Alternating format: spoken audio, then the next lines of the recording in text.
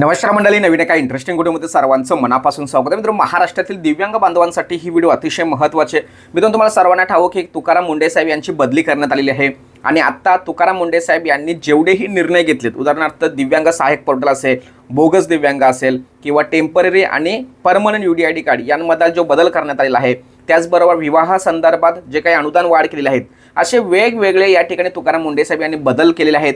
शासन निर्णय सुद्धा जाहीर करण्यात आलेले आहेत. परंतु मित्रांनो, अचानक तुकाराम मुंढे साहेब यांची बदली करण्यात आली. मग आता आमच्या सर्व दिव्यांग बांधवांच्या मनामध्ये हा प्रश्न आहे की तुकाराम मुंढे साहेब गेल्यानंतर आता त्या पदावरती कोणता व्यक्ती पदभार स्वीकारणार आहे, याविषयी सुद्धा माहिती आपल्याला तुम्हाला सर्वांना असणं खूप गरजेचं आहे. कारण मित्रांनो, जे झालं ते झालं. तुकाराम मुंढे साहेब यांची बदली झाली, हा प्रशासकीय भाग आहे.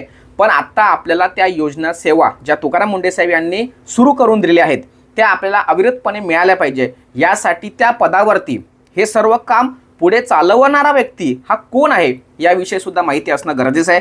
तर या तुकाराम मुंढे साहेब यांच्या बदलीनंतर या पदावरती दिव्यांग सक्षमीकरण विभागावरती आत्ता डॉक्टर माणिक गुरसल हे एक IAS ऑफिसर आहेत आणि 2009चे महाराष्ट्र केडरचे जे भारतीय प्रशासकीय सेवा जी बॅच होती, त्या बॅचचे विद्यार्थी आहेत आणि त्यांचा कार्यकालसुद्धा खूप चांगला आहे, खूप चांगली व्यक्ती आहे आणि त्यांच्या माध्यमातून नक्कीच आपल्याला या सर्व योजना सेवांचा लाभ मिळणार आहे. परंतु मित्रांनो, ही व्यक्ती दिव्यांग सक्षमीकरण विभागावरती नियुक्ती होण्यापूर्वी त्यांचा बॅक साईडचा कार्यकाल कसा होता, त्यांचं काम कुठे होतं, त्यांनी कोणकोणत्या प्रशासकीय सेवांमध्ये काम केलं आहे, महसूलमध्ये केलं आहे का किंवा मंत्रालयांच्या स्तरावरती केलं आहे काय, याची सुद्धा माहिती असणं खूप गरजेचं आहे. जेणेकरून आपल्याला अंदाज येईल की हा व्यक्ती आपल्यासाठी कशा पद्धतीनं चांगलं काम करेल. तर याविषयी सुद्धा आपण या ठिकाणी माहिती जाणून घेऊया. तर या ठिकाणी माहिती जाणून घेत असताना आता सध्या स्थितीला ते दिव्यांग कल्याण विभाग म्हणजे दिव्यांग सक्षमीकरण विभाग याचं ते सचिव आहेत.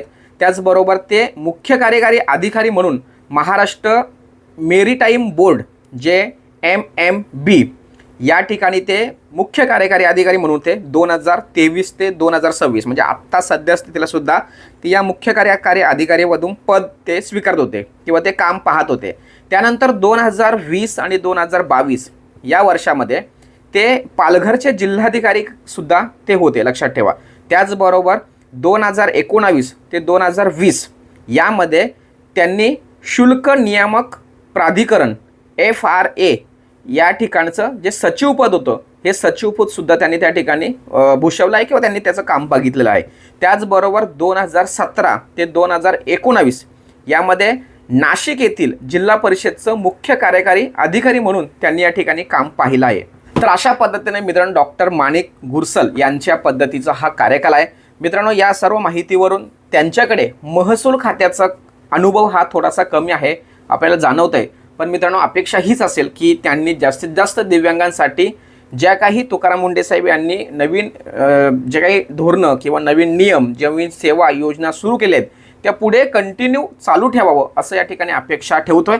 अशा पद्धतीने मित्रांनो, ही थोडक्यात माहिती तुम्हाला या ठिकाणी सांगण्याचा प्रयत्न केला आहे. सदर व्हिडिओ महाराष्ट्रातील सर्व दिव्यांग बांधवांपर्यंत पोहोचवा, कारण दिव्यांग सक्षमीकरण विभागाचे जे नवी सचिव आहेत त्यांच्याविषयी माहिती असणं खूप गरजेचं आहे.